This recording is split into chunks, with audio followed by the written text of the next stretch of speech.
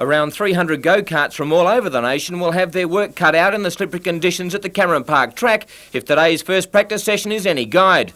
With qualifying places for the Wollongong Street Grand Prix in October up for grabs, everyone will be deadly serious about their racing on the weekend. Karting is designed as a family sport, and Ron May was hard at work putting the finishing touches to sons Wesley and Brendan's machines in readiness for the weekend. A relatively safe sport, competitors are as young as 7 and as old as 60. And as Brendan and Wesley showed today, the kids are nearly as quick as the seniors. There's only 3 kilometres difference down the main straight between the juniors and the seniors. Seniors reach speeds of 90 kilometres per hour down the straights, and the juniors are around about 87. Steve, it's really an inexpensive sport to get involved in. As a family sport, you can purchase a kart for around about $3,000. In practice today, many drivers found ways to spin out or take part in cross-country excursions. But there definitely wasn't any lack of enthusiasm, and racing will be keen on the weekend.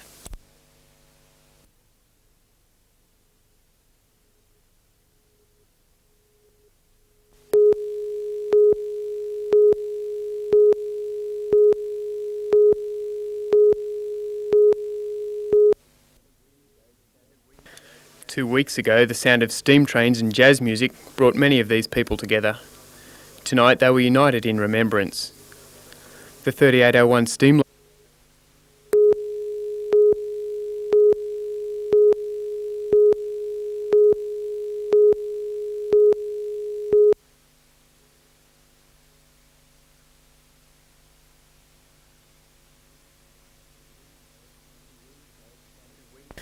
2 weeks ago, the sound of steam trains and jazz music brought many of these people together. Tonight they were united in remembrance. The 3801 steam locomotive, which was involved in the collision with an intercity commuter train, was returning to Sydney from Morpeth, where its passengers had attended a jazz festival. State Rail and coronial inquiries into the crash are continuing.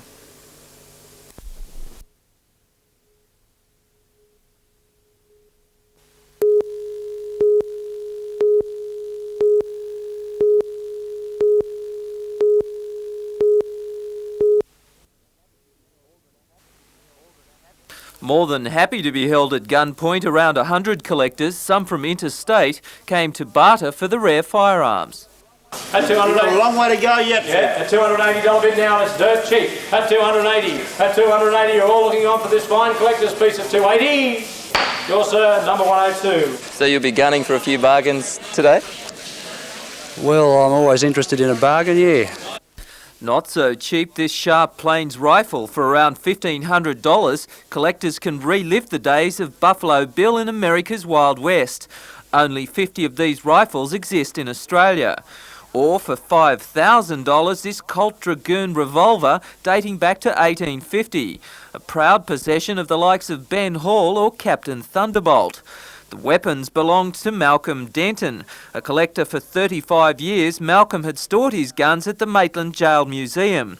But when the museum closed in February, he had no alternative but to put them on the market.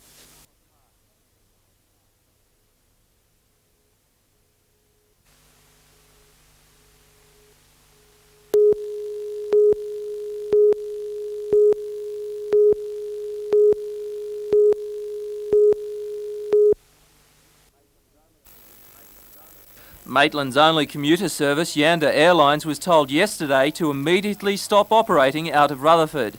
Their 5 weekend flights and 4 weekday flights were thrown into chaos. Yanda's principal, Paul Rees, speaking from Singleton, said he was astonished by such a dramatic move more than a week after the Aviation Authority's engineers had checked the runway. According to runway owners Newcastle Aero Club, the authority was reluctant to take the step. I would pay them, I would hope, the compliment of suggesting they were trying to work out ways and means to keep us open but weren't able to reach any satisfactory conclusion. In a strange twist in the ruling, while the commuters are grounded, all other flights are deemed to be safe, even in planes such as this DC-3. The Aero Club admit the runway needs repair work. $3,000 will be spent patching the surface. Commuter flights should be back in operation within a week. Peter Ryan, NBN News.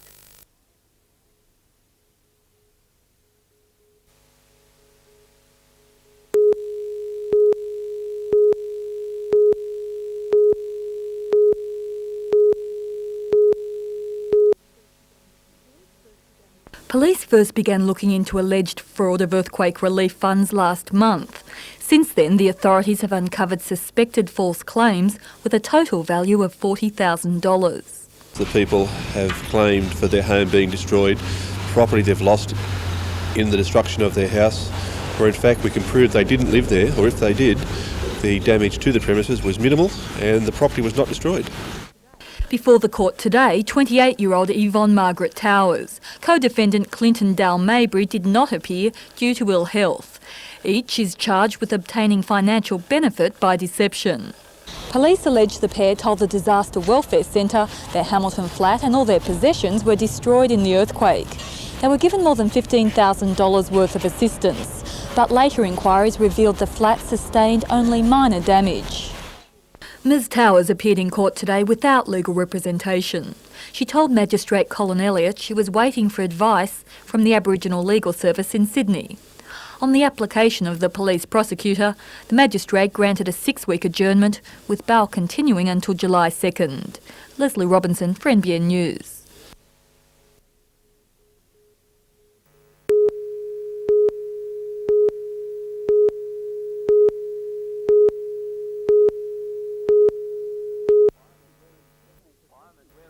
Firemen wearing special protective suits took no chances with the spill. Earlier today, a science teacher at the school discovered a 200ml fractured bottle of Benzyl chloride when checking his stocks in a plastic drum in a storeroom. Benzyl chloride in a confined area or any area can be very corrosive and very dangerous. Benzyl chloride is a toxic substance and is dangerous for the eyes, skin and respiratory system. However, a medical check on the teacher discovered only minor irritations. The classrooms were blocked off and hundreds of students were transferred to the school courtyard. The entrance headmaster, Kevin Doty, said the chemicals had been marked for removal later this week. Tomorrow, waste disposal experts will complete the job. Peter Ryan, NBN News.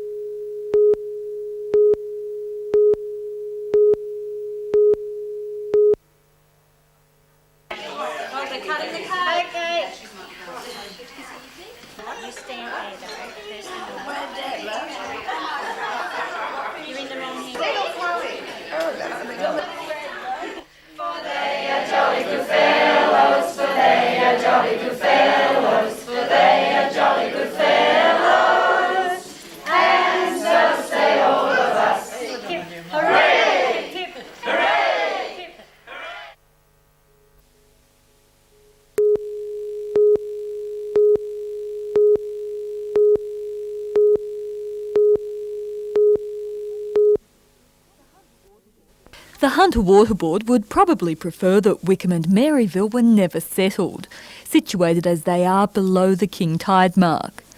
Once again, nervous nights lie ahead for the residents of the low-lying suburbs. With the king tide due tomorrow evening, they fear a repeat of the floods that washed through their homes only weeks ago. I won't be sleeping. No. It's just, you get paranoid about it. You're lying there thinking all the time about water. Do you think the water will come through here tomorrow? Oh, yes. Yes. This is the first house it goes through. There's nothing new about this problem. Long-time Wickham residents have lived with the fear of tidal floods since early this century. 72-year-old Betty Lindley remembers being evacuated from her home as a child. 70 years later, that prospect still exists. Yes. I'm sorry. As I said, water finds its own level. This road, you can't see your grass, you can't see your garden, you can't see nothing. And people are getting a bit knocked. Many residents feel the Hunter Water Board is insensitive to their problem. Marge Hardy has been outspoken in her criticisms of the board. Once again today she was on the phone wanting answers.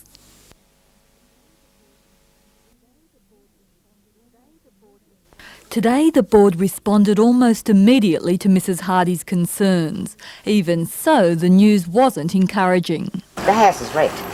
Yeah, well, that's another matter. Today, I'm an operations manager. Yes. My job is to stop flooding. Now, I can't guarantee I'll succeed, but we're going to work. As you know, it's going to happen next month. and the month what I said after, about right June. through to December. What's happening here at Wickham is that the system designed to drain excess water is in fact causing the problem. When the tide rises, water from Throsby Creek and the harbour floods stormwater pipes and spills onto the streets. In effect, the drainage system works in reverse. On the eve of another king tide, the Hunter Water Board is working to stem the flow. Today, makeshift gates were installed in stormwater channels in Annie Street and near Islington Park. When the tide rises, it will meet a barrier. What can the residents in Wickham expect over the next several nights? Yes, we're expecting a high tide tomorrow night at about 7:15. Our indications are it's going to be higher than we originally thought. The oceanographic conditions mean that the ocean's a bit higher than normal. So we've got a high ocean, big tide, you're going to get a bigger flood than normal.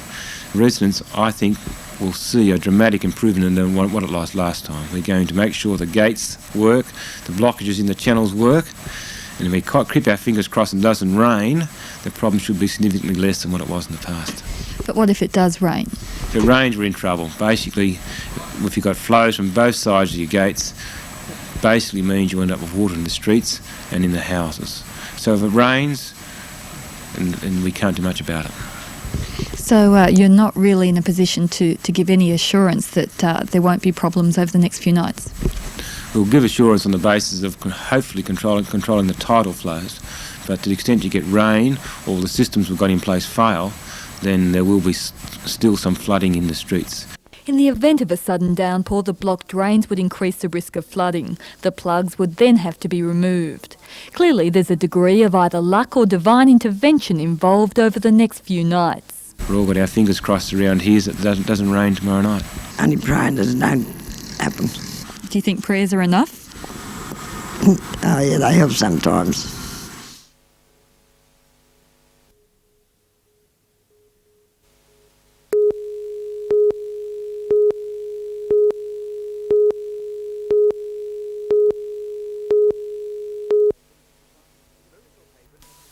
Miracle Haven is a farm with a difference. It produces milk from a dairy herd of 160 and boasts a piggery with 110 sows. What makes this farm different from the rest is the fact that it's home to more than 60 men with a history of drug and alcohol abuse. As well as daily chores necessary to keep the farm operating, the men receive specialised counselling from the Salvation Army. Since the program began in 1969, the Army has seen many men once on Skid Row back in society and back at work. But in that time, some disturbing trends have emerged. 10 years ago, everyone who came here was an alcoholic. We only dealt with alcoholics. But since that time, we found that people are turning to alcohol earlier, so that the average age then was about 48. The average age now is about 30. And when a person can't get alcohol, they will go to the chemist or to the doctor and get pills. Those people who are using drugs very often mix it with alcohol anyway. Work therapy is an important part of the program. Each man has a job. Self-esteem is boosted with the knowledge that each man is contributing to the success of the farm. Although the dairy and piggery earn good incomes, the operation is not self-supporting. The farm gains some government funding, but will have a deficit of $220,000 this year. That shortfall is met by the Red Shield appeal, the one time of the year the Salvos put out their hand and ask for community support. If we never had that, we would have to close the farm down. And that then means something like 150 people, 150 men every year who go through this program wouldn't have that opportunity. They would still be out in the street. The police would be paying to pick them up, taking them to Proclaim Place. There would be a lot more robberies for people who use illegal drugs, who need the money. So there's a sense in which it does pay with the community as well.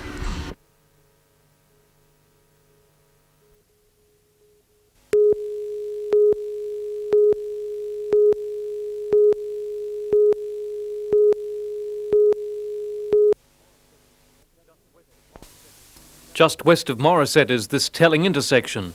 To the left is the local cemetery. To the right, Miracle Haven, a pig and dairy farm with a difference. Established by the Salvation Army in 1969, Miracle Haven is home to more than 60 men at any time. They stay an average of 23 weeks, building self-esteem and learning to beat their dependence on drugs and alcohol. As well as daily chores necessary to keep the farm operating, the men receive specialised counselling. They follow a program developed by Alcoholics Anonymous. But in recent years, there's been a disturbing trend. When the farm first started, up till about 10 years ago, everyone who came here was an alcoholic. We only dealt with alcoholics. But since that time, we found that people are turning to alcohol earlier, so the average age then was about 48. The average age now is about 30. And when a person can't get alcohol, they will go to the chemist or to the doctor and get pills. Those people who are using drugs very often mix it with alcohol anyway, and if they can't get drugs, they then turn to alcohol, which is freely available. So they're actually poly-drug users. In fact, they just use whichever drug's freely available. Miracle Haven is all about returning people to society. Work therapy is an integral part of that rehabilitation. Each man has a job, self-esteem is boosted with the knowledge that the work is contributing to the success of the farm. Tony's been at the farm for 6 months. He was addicted to heroin but is battling his way back. He's tried many times before, but says this program has been the answer for him. I've done other programs, and for me this program has been the answer for me.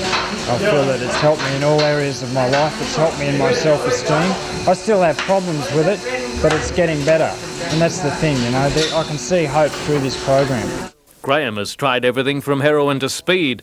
After reaching rock bottom, he now hopes for a job when he leaves Miracle Haven. It got me to a point of where I lost all my self-esteem, and, you know, I lost all my friends and everything like that. And you know, it took me to a really low point in my life. But I think it's got to take it down that road. You've got to get right to that very bottom before you'll sort of turn around and have a look at yourself. The animals unwittingly have a big role to play in the rehabilitation. They teach the men to care again. Often the only emotion these men know is anger, having lost the ability to respond to their feelings. And the reasons for that are many and varied. Very often it goes back to communication breakdowns with parents. Very often it comes because marriages are broken down, and they feel so powerless when the marriage breaks down, and they obviously don't want it. Other times it's caused by child abuse, and there are lots and lots of men here who've been abused as children. Sometimes society thinks that it's only women, but men also have been abused, both physically and emotionally and sexually. Miracle Haven runs on an annual budget of more than $800,000. The dairy and piggery earn good incomes, but the operation is not self-supporting. The farm gets some federal government funding, but will have a deficit of $220,000 this year. That shortfall is met by the Red Shield appeal. The one time of the year the Salvos ask for community support. If we never had that, we would have to close the farm down. And that then means something like 150 people, 150 men every year who go through this program wouldn't have that opportunity. They would still be out in the street. The police would be paying to pick them up, taking them to Proclaim Place. There would be a lot more robberies for people who use illegal drugs, who need the money. So there's a sense in which it does pay with the community as well.